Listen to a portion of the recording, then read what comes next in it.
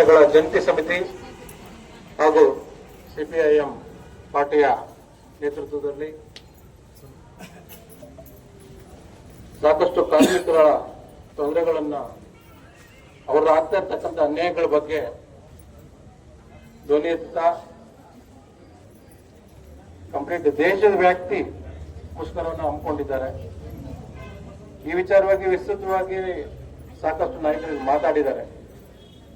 CPM Gopal ಅವರಿರ್ಬೋದು, Shivappa ಅವರಿರ್ಬೋದು, ಪೊನ್ನಳ್ಳಿ Shankar ಅವರಿರ್ಬೋದು, ಹಾಗೆ ಅಂಗನವಾಡಿ ಕಾರ್ಯಕರ್ತರ ಬಗ್ಗೆ ಗೀತಮ್ಮ ಮಾತಾಡ್ತಾರೆ. ನಾವಿಲ್ಲಿ ಸೇರುವ ಉದ್ದೇಶ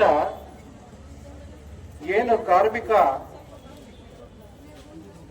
ವರ್ಗ ಇದೆ, ಆ ವರ್ಗಕ್ಕೆ ಆಗ್ತಾ ಇರ್ತಕ್ಕಂಥ ಅನ್ಯಾಯವನ್ನ ಸರಿಪಡಿಸಿ ಅಂತ ಒಂದು ಹೋರಾಟ ಮಾಡ್ತಾ ಇದೆ. ಕೇಂದ್ರ ಸರ್ಕಾರ ಏನು 4 ಕಾರ್ಮಿಕರ ವಿರುದ್ಧ ಈ ಕೋಡ್ಗಳು ತಂದಿದ್ದಾರೆ, ಅದನ್ನ ರದ್ದುಪಡಿಸಬೇಕು. ಈ ಶ್ರಮಜೀವಿಗಳು ಯಾರು ಈ ನೌಕರರಿದ್ದಾರೆ ಅವರಿಗೆ ಉತ್ತಮವಾದ ವೇತನವನ್ನು ಕೊಡಬೇಕು. ಅವರಿಗೆ 8 ಗಂಟೆಗಳ ಕಾಲ ಏನು ಉದ್ಯೋಗ ಅವಕಾಶ ಮಾಡಿಕೊಡ್ಬೇಕು. ಇದರ ವಿವಿಧ ಬೇಡಿಕೆಗಳನ್ನ ಇಟ್ಕೊಂಡು ಇವತ್ತು ಹೋರಾಟ ಮಾಡ್ತಾ ಇದ್ದಾರೆ.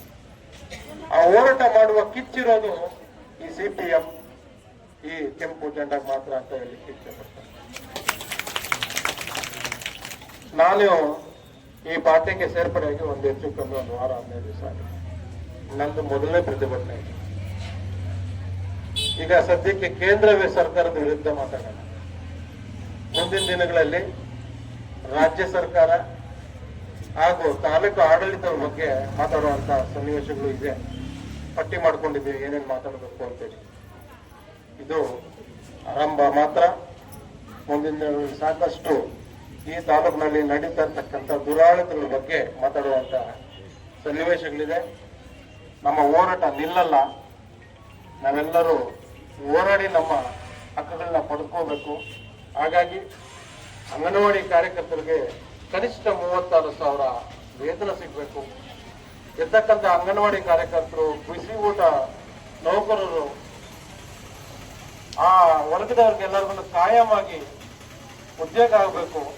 ಇದು ನಮ್ಮ ಮೊದಲಿಗೆ ಪ್ರಮುಖವಾಗಿರ್ತಕ್ಕಂಥ ಬೇಡಿಕೆ. ಈ ನಿಟ್ಟಿನಲ್ಲಿ ನಿಮ್ಮೆಲ್ಲರ ಪರವಾಗಿ ಧ್ವನಿಯಾಗಿ ಕೆಲಸ ಮಾಡಲಿಕ್ಕೆ ನಾವೆಲ್ಲರೂ ಸಿದ್ಧಾಗೋಣ.